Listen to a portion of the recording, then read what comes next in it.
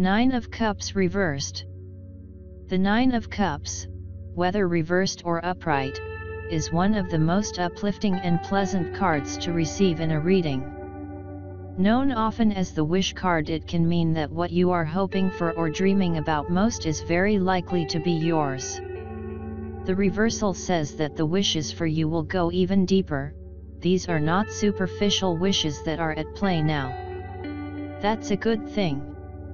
General, the reversed Nine of Cups is a signal that things are looking up. Make a point to really stop and think about what it is that you want in your life. You may be pleasantly surprised by how quickly it can come about. Dream. Work. When you pull the reversed 9, it can signify that you will soon be finding, and feeling, deep fulfillment in your work. There is a lot more loyalty to you there than you would expect. If you're looking for work, this means that you are going to find something much more suitable, much sooner than you would expect. You will feel drawn to the position. Follow your gut, and take it. Love, reversed or upright, this card is a very good omen for your love life. Existing relationships are likely to deepen, become sweeter and more meaningful, at very deep levels.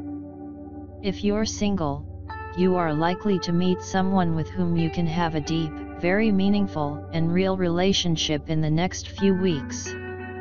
Mingle. Finances. The reversed Nine of Cups tells you that rather than only looking at the numbers on your bank balance, you must also consider the quality of your life. If you are healthy, happy, with fulfilling relationships with family, friends, and the community, then you truly are wealthy beyond measure. At the same time, money is likely to be making at least a moderate increase soon when you receive this card. Health. If when this card appears in the context of a health question, you feel that your health is reasonably good, you are quite correct. However, this is a time that you can take deeper steps, to not only keep the status quo but also to make major improvements to your health. If dealing with a health concern, the reversed 9 is a sign to go deeper, to look at more than the surface nuts and bolts of your illness and to consider any spiritual implications which may help to support your health. In general, though, this card is still very positive. Spirituality. The reversed 9 of Cups is a signal to go deeper. Look beyond surface appearances and things that seem like coincidences. What might Spirit/the Universe/God be trying to tell you?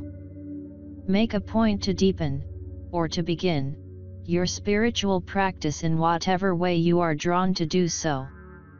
There is more to life than meets the eye. Tarot history. The history of the tarot is shrouded in mystery. Very little in the way of concrete information is known about its origin, although many things have been written about it. We will probably never know the truth, as fact and fiction seem to be irrevocably mixed nowadays. The tarot originated in northern Italy in the early 15th century, sometime between 1420 to 1440. Despite the fact that it is often attributed to originating from China, Egypt, India, or Morocco, to name just a few, there is absolutely no evidence that this is the case. Nor, as is often quoted, is there any evidence whatsoever that the tarot was brought to Europe by the Romanis. The name tarot is often attributed to being Egyptian, Hebrew, or Latin. This is not the case. The earliest names are all Italian in origin. The cards were originally called carte de triomphe. Around 1530 the word tarocchi began to be used to differentiate them from a new game of triumphs that was in vogue at the time. The etymology of this new word is unknown. The German variant was known as tarot and the French tarot. The symbolism for the tarot is drawn from the culture of medieval and Renaissance Europe. The tarot subjects are distinctive to European Christendom. The symbolism does not come from Egypt or any of the other exotic locales often mentioned. It is often stated that modern-day playing cards evolved from the tarot. This is not the case. Modern-day playing cards came to Europe courtesy of Islam. They were an adaptation of the Islamic Mamluk cards.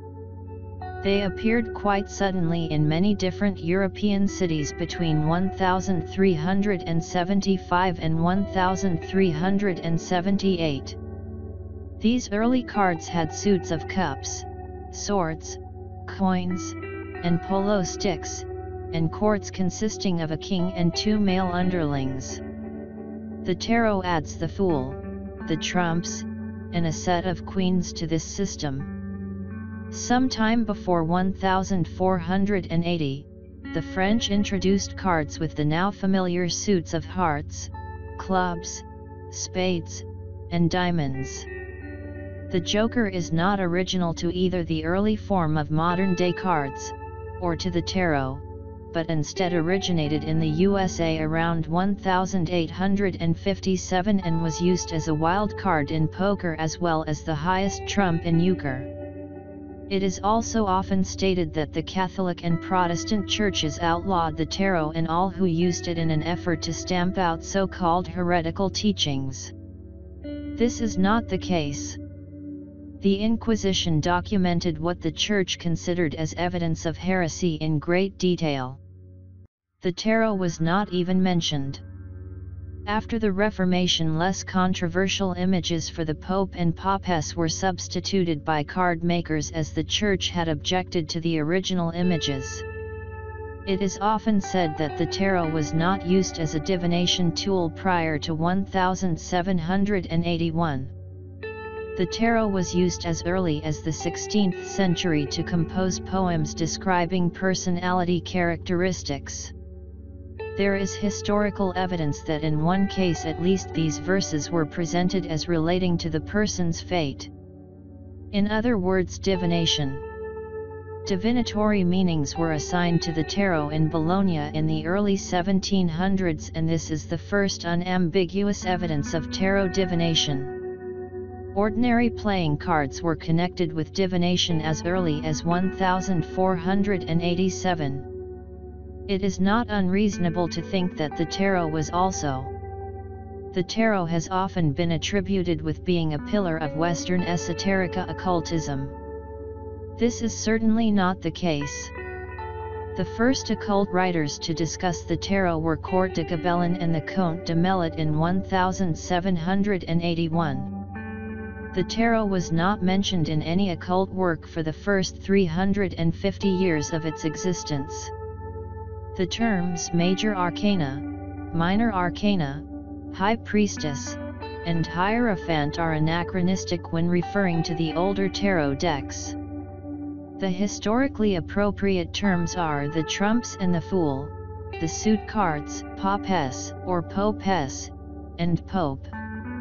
Likewise, Pentacles and Wands are relatively recent substitutions for the traditional suit names of coins and staves or batons.